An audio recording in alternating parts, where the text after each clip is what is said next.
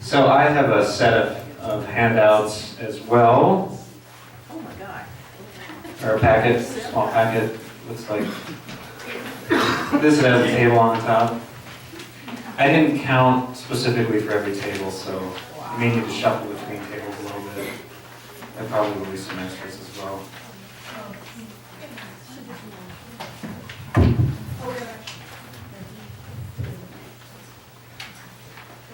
So my name is Corey Johnson. I'm an instructional librarian at WSU Pullman. And today I'm going to be talking about collaborative work of the WSU libraries and the University Honors College. The central goal will be to have you gain an idea or two about working with the partner program and perhaps a couple of activities that you might consider utilizing in the classroom. First, a quick history. Back in 2005, the university launched what are called the 6 goals of the baccalaureate, which are learning outcomes all undergraduates are to have achieved by the time he or she graduates. As you might guess, because I'm speaking at this conference, information literacy is one of those 6. Then in 2006, the Honors College engaged in a comprehensive curriculum revision program that where they use all courses, where they changed all courses to teach to those learning outcomes. I work with several classes in the Honors College, but one of them probably most closely work with is English 298, which is the Honors Research and Writing course.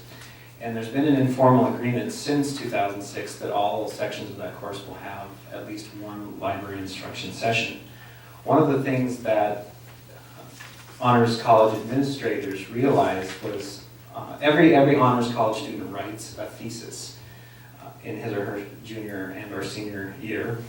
And they were noticing that the bibliography was lacking in scholarly resources. And so that was one of the reasons why they began to work with and talk with us. So for many years, things went along quite well. Basically all of the sections of 298 met with us, and the total number of library sessions for other honors courses began to rise as well.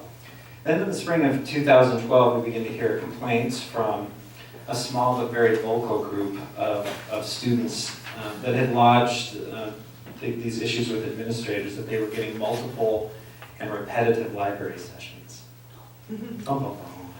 And so rather than really delve into the merits of those complaints or launch some sort of detailed investigation, we decided to just create an inventory. And so that leads me to the first document that you have there that's on pages 1 and 2.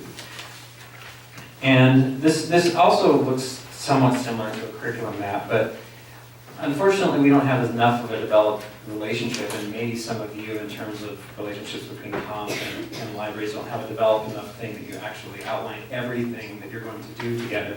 This is sort of maybe a happy medium, because what we do, the first part, the numbers piece at the top, that table just simply outlines which sections of which courses were offered and which ones we reached with at least one classroom session. And I think this is important because it just shows in administrators how integrated we are with their overall program. And then at the bottom of the first page and on the second page are the actual content summaries, which is a little bit more along the line of the curriculum map.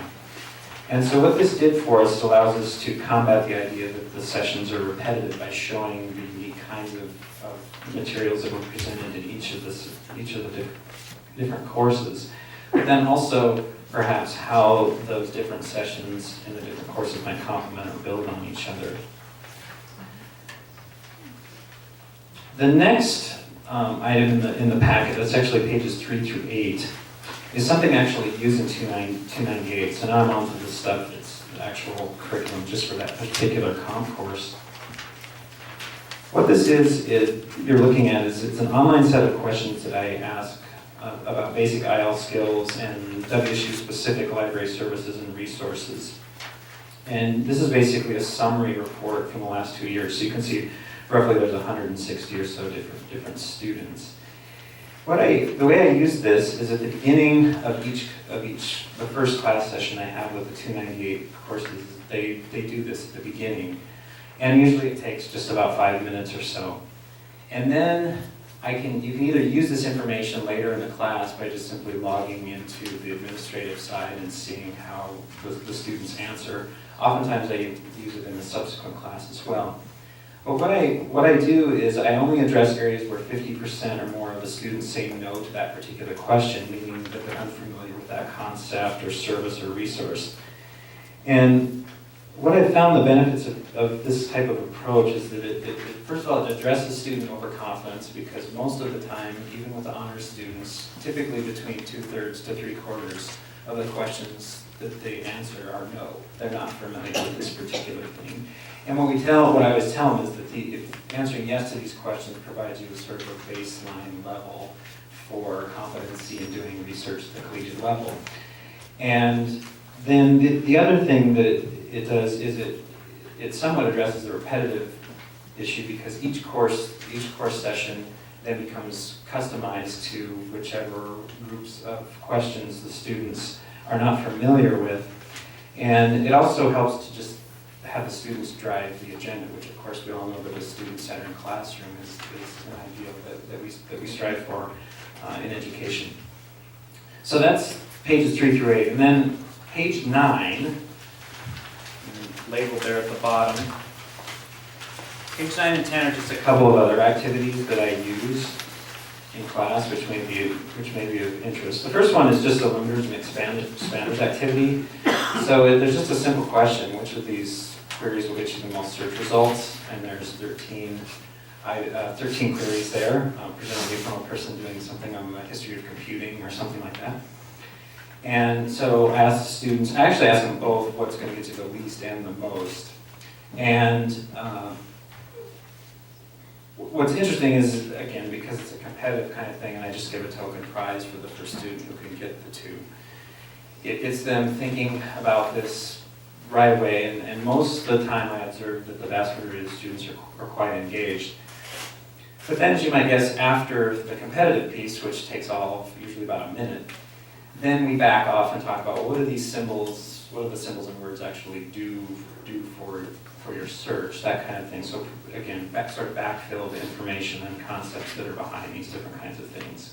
This can be done in the classroom with computers if you desire, or students can type things in and try things as well. But you'll see here that I just also photocopied or reproduced the search tips for our main catalog as well. And so you can do this, we could all do this right now.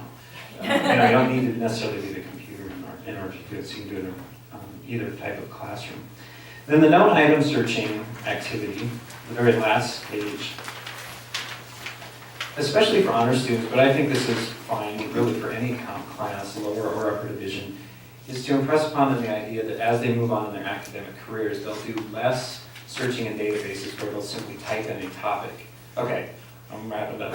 Where they type in a topic, but they actually will do more searching where they're advised to either look at a particular journal, a particular set of authors, or those kinds of things. So what this does, and again, I run it as a competition as well with a prize, but what it does is it gets them thinking about some of the limits of the open web, because they always go there first and try to find these things there first, and sometimes it works and sometimes it doesn't.